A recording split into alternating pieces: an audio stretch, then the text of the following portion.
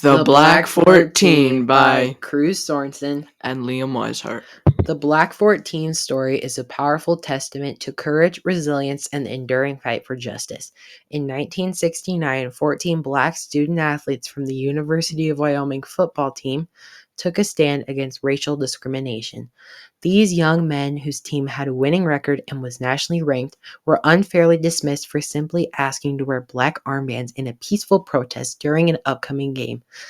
They sought to stand in solidarity with the Black Student Alliance, advocating against discriminatory practices that restricted opportunities for African Americans.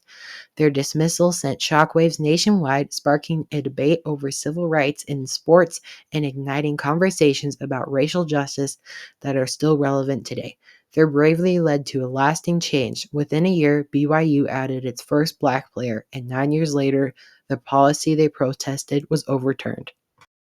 The incident that came to be known as the Black 14 began on October 17, 1969, when 14 African American football players were dismissed by Coach Lloyd Eaton. They wanted to wear black armbands to protest against BYU and the Church of Jesus of Latter-day Saints, which they considered to be racist. The church had a policy that there could not be African American priests. Coach Eaton and the University Board of Trustees decided to support the church. The people in the church are better known as Mormons. Our historical argument is that what Coach Lloyd Eaton did was wrong, and he could have come to a better solution than kicking out 14 players from a nationally ranked team. He could have let them play and wear black armbands for a peaceful protest against BYU. Lloyd Eaton was born on March 23, 1918. He worked for many schools, both high schools and colleges, before going to the University of Wyoming in 1957. In 1969, when the Black 14 took place, Lloyd Eaton was the reason behind the students getting kicked off. In 1971, he was demoted by the University of Wyoming from head coach to an assistant coach for 1 year.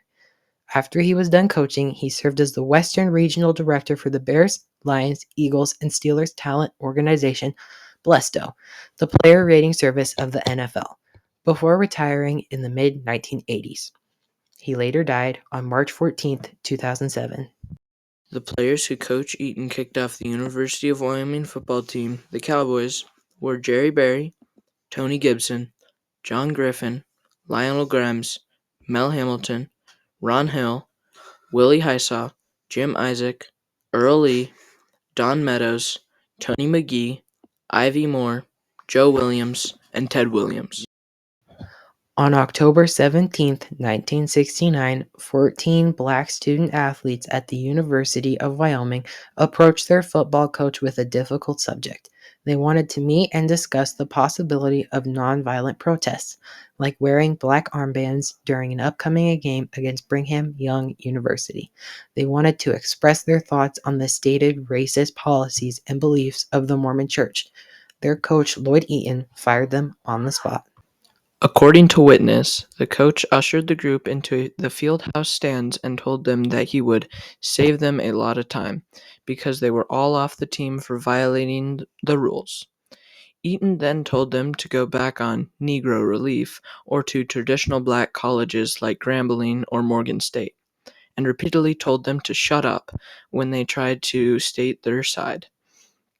Eaton's actions were reviewed and upheld by the university, and many Wyoming football fans demonstrated strong support for Coach Eaton and his dismissal of the players. Tony McGee said, "He told us that half of us didn't know who our fathers were."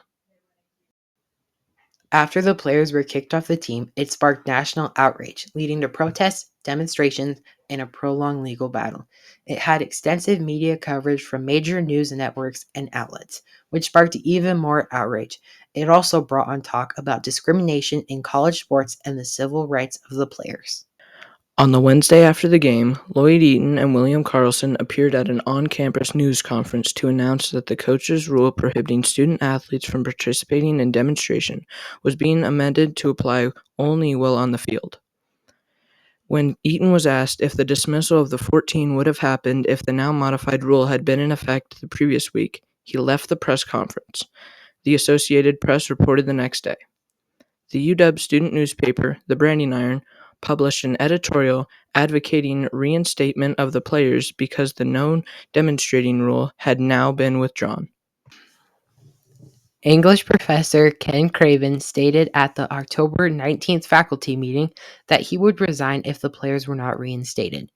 Some of the other UW faculty members supported the coach. However, during the week after the BYU game, 4 black trackmen, Huey Johnson and Grading Manning of Chicago, Mike Frazier of Pueblo, Colorado, and Jerry Miller of Battle Creek, Michigan, quit the team and left UW in protest of the football players' dismissals. 2 of them had been conference champions in their main events the previous year. One of the 14, Mel Hamilton, testified that he never told trustees he would not play against BYU without an armband. Eaton agreed to speak with them, the players, at their request. Hamilton said, but then told them, "Gentlemen, you can save time and breath. As of now, you are off the team." Tony Gibson, another of the 14, told Ryan Thorburn, author of Black 14, The Rise, Fall, and Rebirth of Wyoming Football, in a 2009 interview, students on the campus were planning a demonstration against the Mormon policies, and we voted that we would take part in that demonstration. And our part was wearing black armbands, if Coach Eaton would let us. If Eaton didn't let us, we would just play the game. That's the part that was never brought out enough after the fact. In interviews the week after the BYU game, Eaton claimed he had given the players 10 minutes to speak.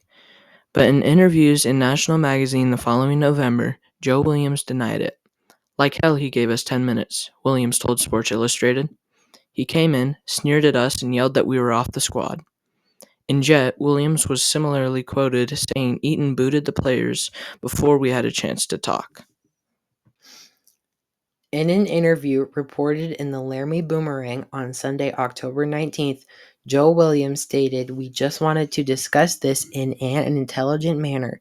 We wanted to play this game no matter what.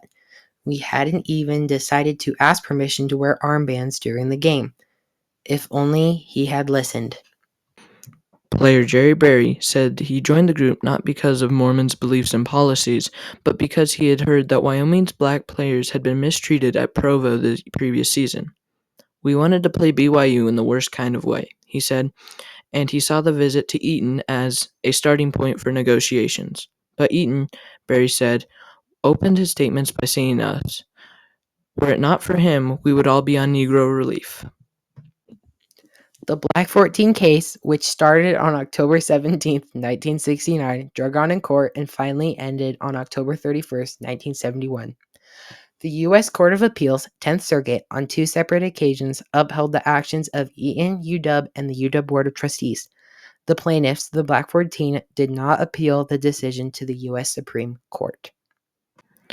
The National Association for the Advancement of Colored People, NAACP, filed a lawsuit in federal court against the state of Wyoming, seeking reinstatement for the players and damages for the violation of their civil rights. In 1971, the court ruled in the favor of the state. The U.S. Court of Appeals, 10th Circuit, upheld the U.S. District Court's decision, meaning the court sided with the state of Wyoming and against the 14 players.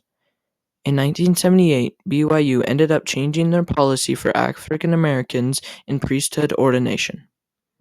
The University of Wyoming issued a formal apology on the 50th anniversary of their dismissal in 2019. They unveiled a plaque at the War Memorial Stadium and launched the Black 14 Social Summer Institute. Other universities like Stanford and Washington were also affected by the Black 14. Stanford University President Kenneth Pitzer announced that his institution would no longer participate in the athletic contest against Brigham Young University, and the University of Washington Faculty Senate voted to sever all ties with BYU athletics.